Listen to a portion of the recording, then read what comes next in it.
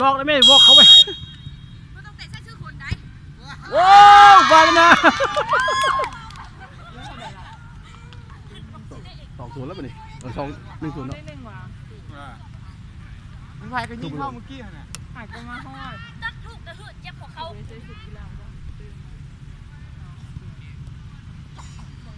โอ้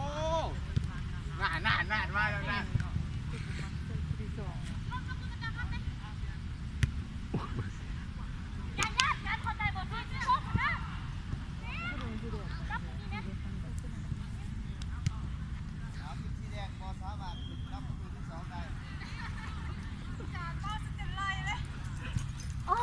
อาจารย์ไปเอาบานไหมไปฟังนั่นดูนะ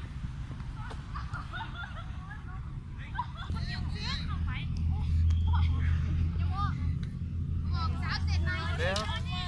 จ่ายก็ตีแต่กูเดียวจ่ายตี2 คู่อีก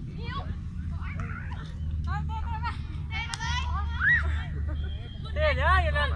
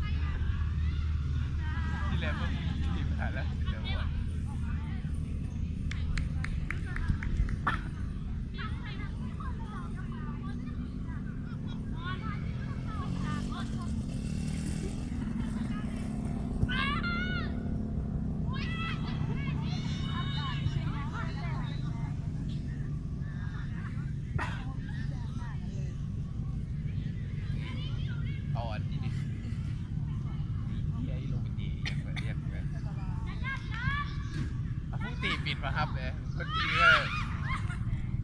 พูดเต็มเป็นเราลงเลยอันนี้ทีมอยากกับทีมอย่างเต้นี่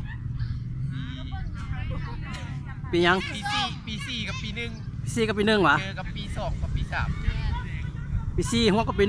1เตะกับปี2กับปี3ปี2กับปี3ร่วมกันเนาะคะแนนแมนสกอร์แมน0-1เนาะโอ้กระเดียวไม่เนี่ย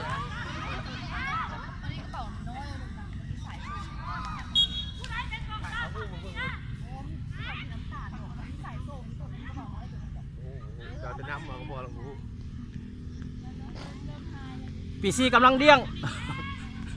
เบอร์11กำลังเดี้ยง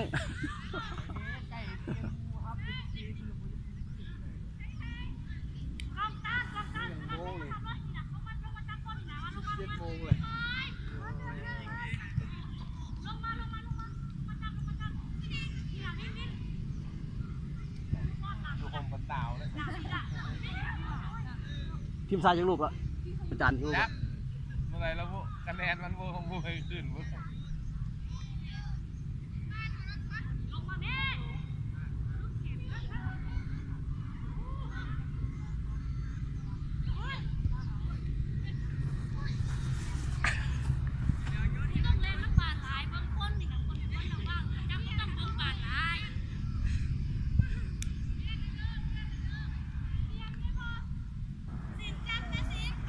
ปี4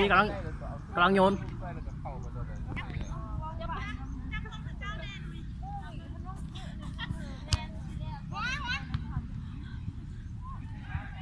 เอาออกจริงๆ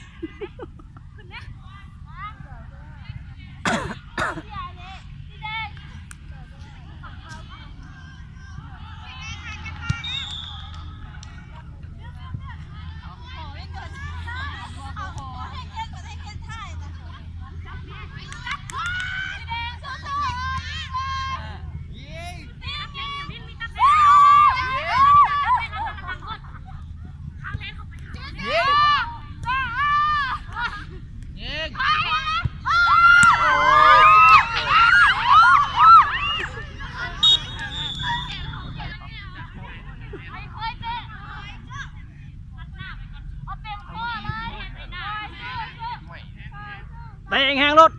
เตะแหงรถ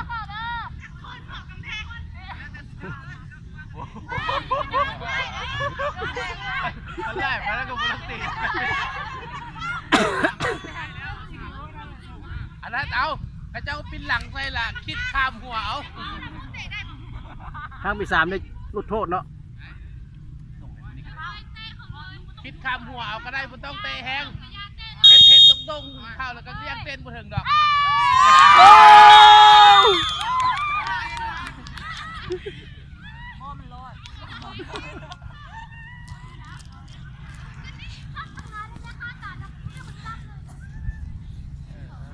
ลงบันดาลลงบันดาลไอ้กองดาวเงิน